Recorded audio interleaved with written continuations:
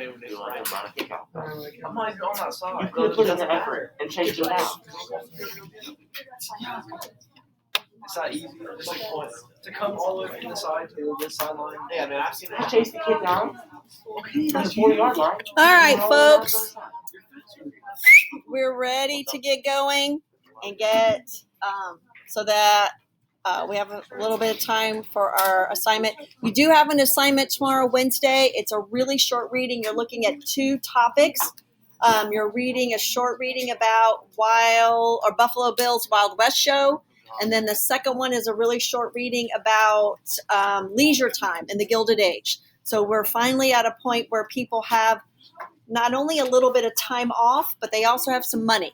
And so that's what you'll be looking at and what we'll be looking at today. What did people do with their leisure time during the Gilded Age? So this back part of this chapter, again, is about mass culture. And again, mass culture is the spread. One of the effects of the spread of transportation, communication, and advertising is that Americans become more alike in their consumption patterns. Did you find it, Tipton? Yeah? Okay. So consumption patterns mean what we buy, that we become more alike in what we buy. And again, I think teaching about mass consumption to high schoolers, that should be something that's very easy for you to identify with. All of you have a certain kind of style, a certain kind of thing that you like. And because of, even in rural Indiana, because of communication and advertising, and we're going to change transportation to the internet, you can get your style from anywhere that you want to. My big thing is food and getting my food from North Carolina. I can order my food that I like from North Carolina, get it delivered, unlike that I've ever been able to do before. And that way I can keep with that mass culture of my heritage. Really important is that second bullet point. Rich and poor wear the same clothing styles. We're starting to, again, trying to bring up the middle class to want to look like and be like the rich people. People bought the same kind of products. Everyone's going to buy the same type of things. And this phenomenon is known as mass culture. So that everyone is buying the same kind of thing. Everyone is wearing the same kind of clothes. Everyone wants to buy the same type of car. That becomes mass culture. And one of the ways this mass culture has to have, one of the things that this mass culture has to have in order for it to work is advertising. And the same thing that advertising works for you guys. So again, I'm going to say this. I am not a social media person. I have an Instagram and I have a Twitter. I don't know what to do with it.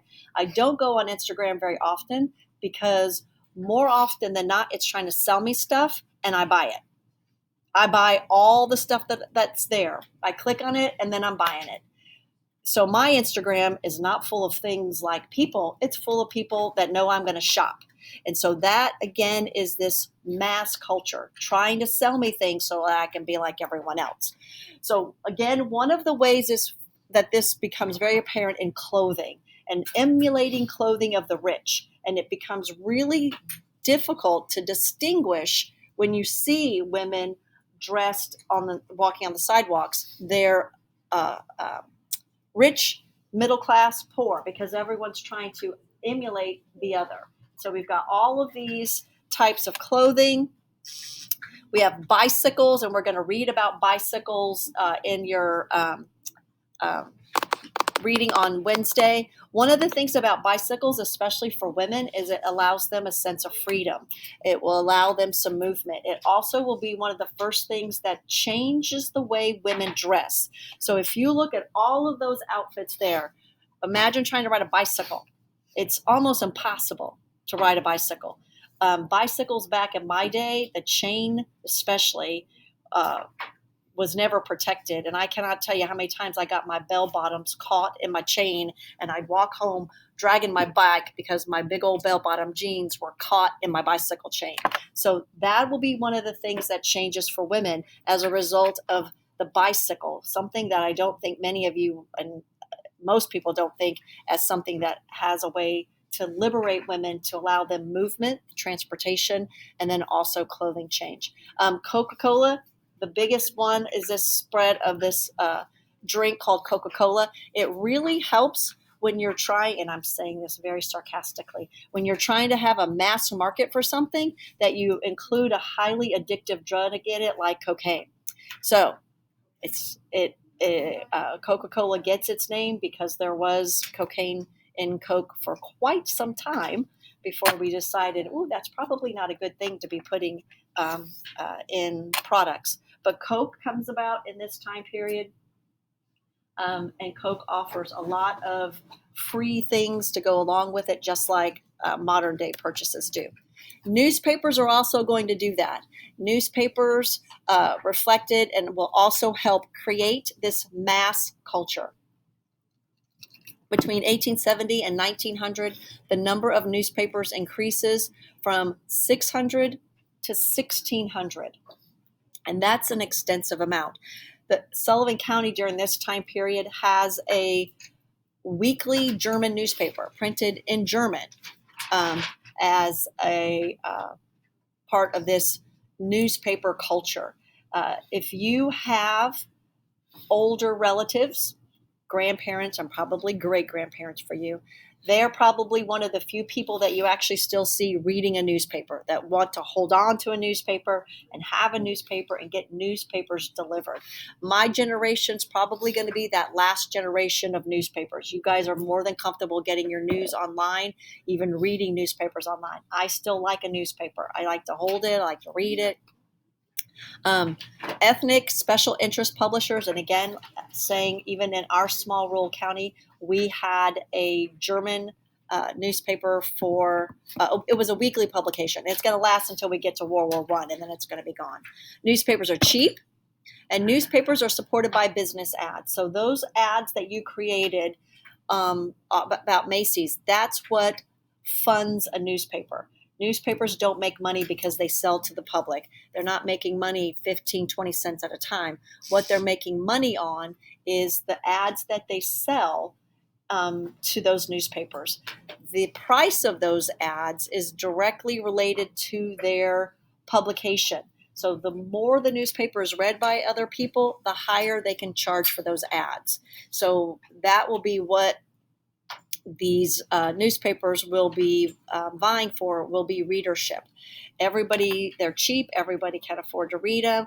And we have all kinds of sensational news type of reports. Titanic, very sensationalized murder plots. This is love mad pleading of Wanda in her letters. She obviously killed somebody or something. That becomes sensationalized news. Joseph Pulitzer was one of the most important newspaper owners in the history. And again, those of you that are fairly current and pay attention to what happens in the world, you've probably heard of the Pulitzer Prize. It's awarded to journalists. And it is in honor of Joseph Pulitzer. He was an immigrant, again, which is an important part of this story, that he begins as an immigrant in New York City, and he begins this newspaper business. And the way that he expands his newspaper business is controversy. His reportings and the news in his papers, sometimes not always true, sometimes not always accurate, but his job was to sell papers. And so he sensationalized news, and he did that to sell papers. So sell newspapers. So he wasn't always concerned with facts as much as he was concerned with selling newspapers. The more papers he sold, the more he could charge for his ads, the more money that he's going to make. And the Pulitzer Prize, awarded to top newspaper writers yearly, is named for him. And again, he's not always concerned about making sure that he gets facts straight. He just wants to sell newspapers. And there'll be wars between Pulitzer and Hearst for these newspapers. And so some of the things that he will report, and this will be something that we're going to look at in our next chapter: fire trap victims burn, these big giant news ads. There's the Pulitzer Prize medal. Tunnel begins, city rejoices, and major idea of sensationalized news. The sensational newspapers of William Randolph Hearst competed with Pulitzer for readers. There were also many newspapers published for ethnic groups. And during the Gilded Age, literature and art that explored the harsh realities were popular. So we have a lot of literature that we call realistic literature, that people are talking about hard times, poor people, all those different types of things. Art is the same way. It's not art for beauty's sake. It is art to expose poverty, people that live in harsh conditions. And I don't know what you guys read in Mrs. Hollis's class when you get to the Gilded Age. I have to ask what you guys read. Robert Henry and others developed a style of painting known as an ash can. And an ash can is a garbage can. So in essence, we're saying a garbage can school of art, which depicted the squalor, and squalor is the filth and dirt of New York slums. Stephen Crane is going to write about the New York slums. He's going to write a book about a girl that comes, her name is, is that Stephen Crane or Theodore Drescher? I think it's Stephen Crane. He writes a book about Maggie. And Maggie is a rural young woman that heads to the lights and bright city of New York City and is lured into prostitution. And this book shows up on banned school reading lists a lot because it's about prostitution. But it is, again, a very realistic portrayal of New York City and what can happen in New York City. Horatio Alger wrote about characters who succeeded from hard work. Our next thing is education. And this is an important part, obviously. And education is a weird thing. We always accept that you get up and you come to school every day because you're supposed to. But when we start public education, there will be a lot of parents. I'll go back one time. There'll be a lot of parents who will address the state saying that you must send your kid to school with this response. It's my kid. You can't tell me and you can't make me send my kid to school, which sounds really weird in the 21st century. But at this time period, there were a lot of parents saying that. I will just say, kind of maybe sort of similar to parents saying, you can't make my kid wear a mask, right? Same kind of thing about education. Partly because most of these kids were part of their family economic structure. They were working and bringing home money. And so parents said, we don't want our kids to go to school. But the other second part of it is, while I'm at work, it would be nice to know that my kid was in a safe place. So public school is going to expand rapidly as grade school education becomes mandatory, and that's the part. Grade school is to 5th grade. So most of these kids are going to school until they're in the 5th grade. More teenagers begin attending high school, and kindergartens are going to open. It's not a lot. Our high school graduation rate in the 1920s is about 25%, which is really, really small. People began to do better jobs of preparing people for schools. Schools teach skills that workers need, which is one of the reasons that factory owners or people like Vanderbilt and Carnegie wanted to open these schools so that people could be taught skills so that they could work in industry. Schools also taught science and civics and Americanized immigrants. Teachers also start attending schools. So in 1890, if I wanted to be a teacher, all I needed was to find someone to hire me. I did not need any kind of education. I certainly didn't need a college degree to do that. Eventually, we will start looking at those types of jobs that need introduction. And John Dewey is going to introduce new teaching methods, bless you, that will require teachers to learn new methods, etc. Universities begin to provide specialized training, and one of those jobs is going to be social work. So our last slide today is education.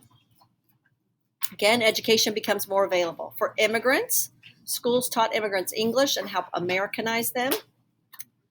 Women, very few careers are going to be open to women, although there will be a lot of women going to college, and many state universities will begin to accept women in their colleges. But again, what they are learning is very limited. And then African Americans, again, limited access to white institutions that led to growth in schools and colleges for African Americans. Okay? All right, so let me have your attention for about 15 minutes so that we can talk about Election Day and what Election Day means. We are not talking politics. We're not talking about who is what. But I, as a history teacher, feel compelled to talk to you about our democracy and elections because I don't know. I am 56 years old. I started voting when I was 18. I have voted in every election. I have voted in about 6 different states. I don't think I have ever witnessed anything more that I find more shameful than people being afraid to go to vote on Election Day. It is that white box right there. Okay. For the. Yep. Thank you, Dakota. And I've got more if you run out. Okay. Our country is built on democracy. Our country is built on the idea of people vote for elected officials and that every single vote counts. And I hope those of you that will be following the process will make sure that the information that you're getting is information that is correct and makes sense. So I am going to tell you the legal laws of voting in about 10 minutes, and then you can ask me questions if you want. Every state certifies its election. And that's one of the things that makes, I think, for the uninformed, it makes it difficult to understand Election Day. Because what Indiana does is not the same as what California does, is not the same as what Florida does. Indiana's polls today are open from 6 a.m. to 6 p.m. So if you're in line at 6 p.m., you can vote, but 6 p.m. closed. Other states, their polls stay open till 9 o'clock. When I voted in the state of California, I voted in somebody's garage. Why? Because in California has very large populations, very diverse populations. And so in order to make voting easy, probably every 3 blocks, somebody had a polling station in their garage. In some places, you can vote anywhere. In Illinois, I believe you can show up in any county, in any place and vote. In Indiana, you have to vote in the county of which you're registered. In Indiana, you have to be registered to vote by October 5th in order to vote today. In about 30 states, you can show up and vote and register to vote and vote that day. In many states, the only way they vote is through the mail. They don't have polling stations. You don't show up in person. There's about 5 or 6 states that's the way you vote. Everybody votes by mail.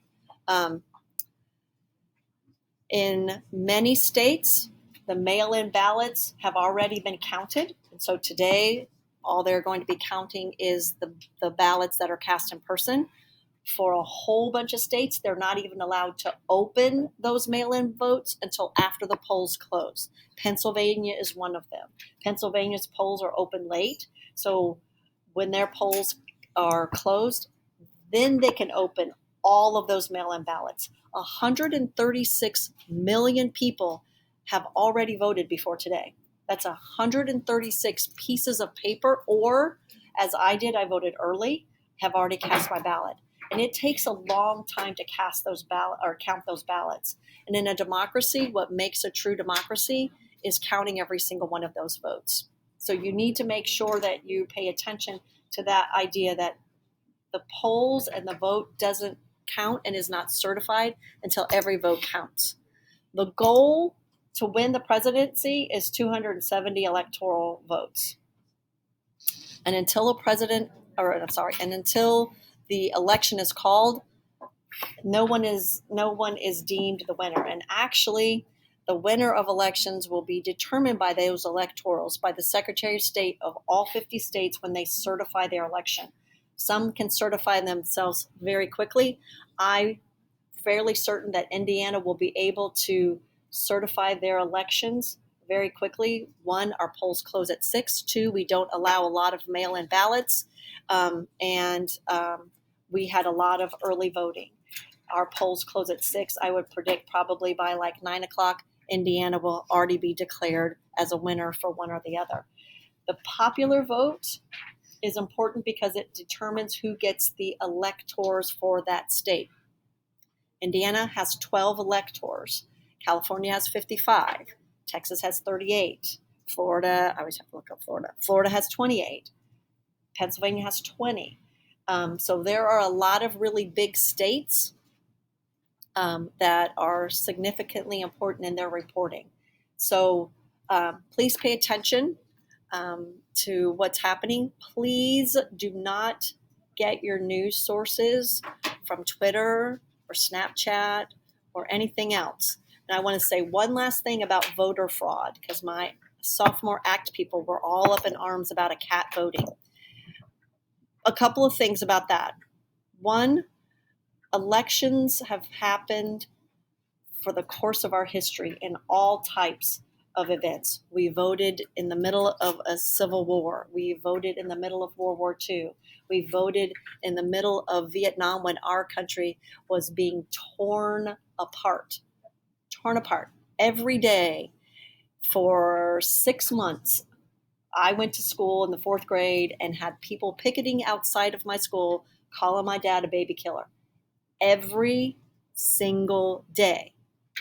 Vietnam tore our country apart. It ripped it into shreds, brought it back together slowly.